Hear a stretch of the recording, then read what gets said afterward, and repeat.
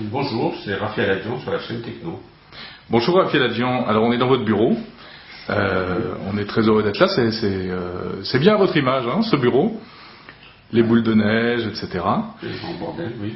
Et puis vous allez nous présenter un ami pour François, parce qu'il a très peu d'amis, donc oui, voilà, tu es content, tu vas pouvoir te faire un nouvel ami, c'est Nabastag.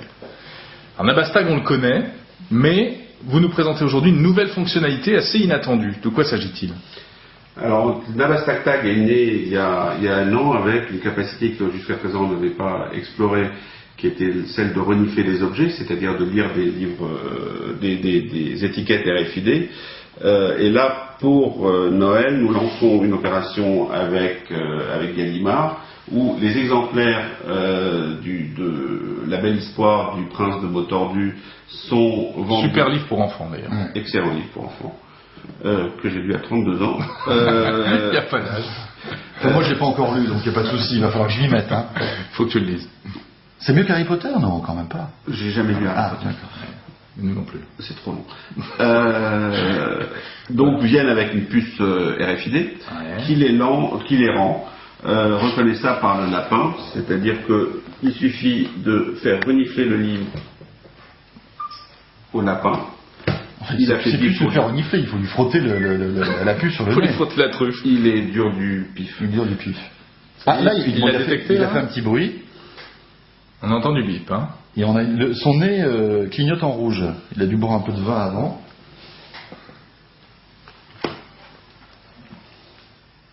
On va lire cette histoire. D'abord, je vais t'expliquer comment ça marche. Tu peux choisir la voix qui te raconte l'histoire en allant sur le site web, avancer dans l'histoire, tournant cette oreille et aller en arrière en tournant celle-là. Et enfin, arrêter en appuyant sur mon bouton. Écoute, ça va commencer. Donc d'abord, on explique à l'enfant comment il va utiliser son lapin comme raconteur d'histoire. La belle lisse poire du prince de Mots Tordus.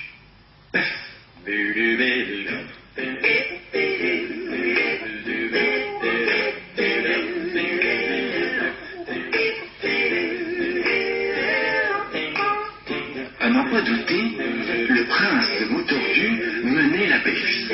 Donc, quand je veux arrêter ma lecture, Je vais vérifier s'il n'y a pas une imposture, si c'est exactement le même texte, parce qu'on ne sait jamais. Flottaient des crapauds bleus. Oui, moi je la connais, c'est la voix. C'est la vraie. C'est bon. Alors, est-ce qu'on peut s'arrêter, reprendre le lendemain, etc. j'appuie sur sa tête pour dire que Ça je suffit veux maintenant. arrêter. Je m'arrête là. Quand tu voudras la suite de l'histoire, tu n'auras qu'à me montrer le livre. À bientôt.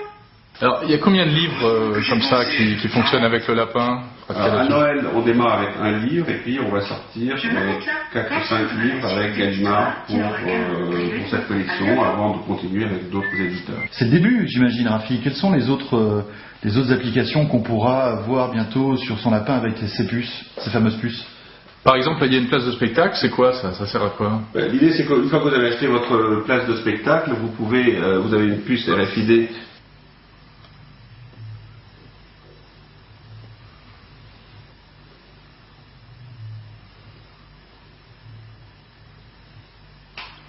Quel suspense.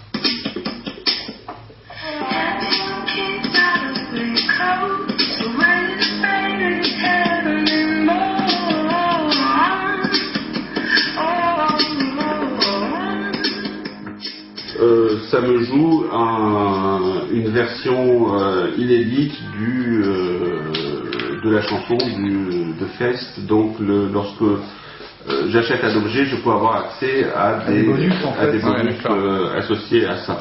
Mais je peux avoir aussi acheter des médicaments, le montrer à mon lapin et il peut me rappeler quand est-ce que je l'ai pris. Enfin, je le montre à mon lapin qui garde la trace et qui peut me rappeler si je l'ai pris ce matin ou me dire ben non, il ne faut pas que tu le prennes à midi, c'est simplement le matin ou l'après-midi. Donc agir comme un pense-bête sur l'utilisation, voire prévenir mon docteur, mes parents, mes enfants que j'ai bien pris mes médocs.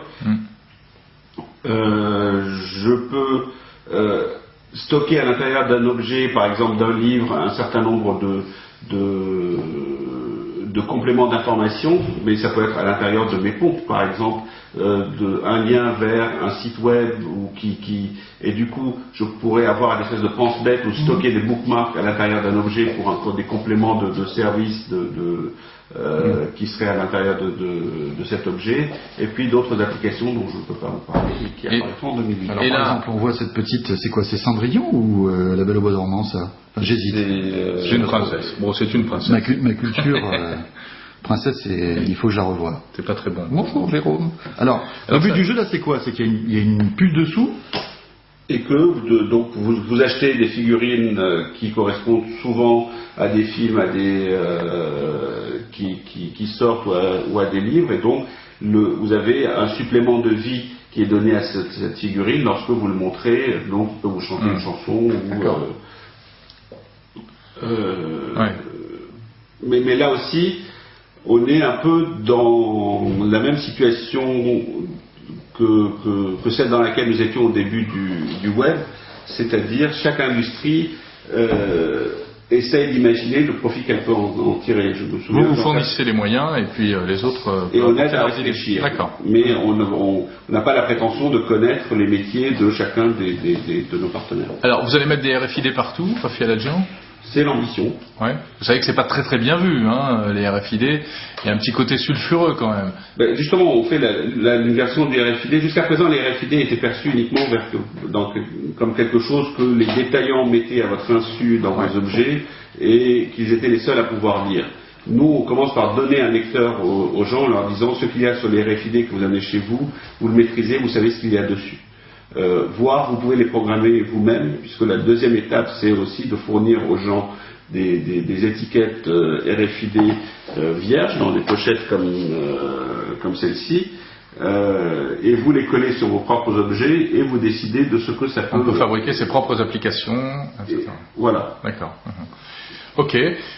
Bon, ça dit, ça remplace pas une maman qui lit une histoire à la maison, ça. Si. Bah si, Jérôme, si. On le voit souvent, c'est-à-dire qu'un lapin qui donne la météo, c'est quelque chose qui a plus de valeur que quand la maman dit « mets ton manteau ». On écoute plus souvent le lapin. On a beaucoup de cas où des parents parlent à leurs enfants à travers le lapin, parce que le lapin a plus d'autorité que... Ah bah dis donc, où va-t-on hein? Enfin, le lapin fait pas le câlin à la fin, juste avant d'aller se coucher quand même. Il lit l'histoire, il s'arrête là. Voilà, mais un câlin ça prend 30 secondes, Noël arrive, vous comptez en vendre combien là pour les fêtes de fin d'année de ce Nabastag?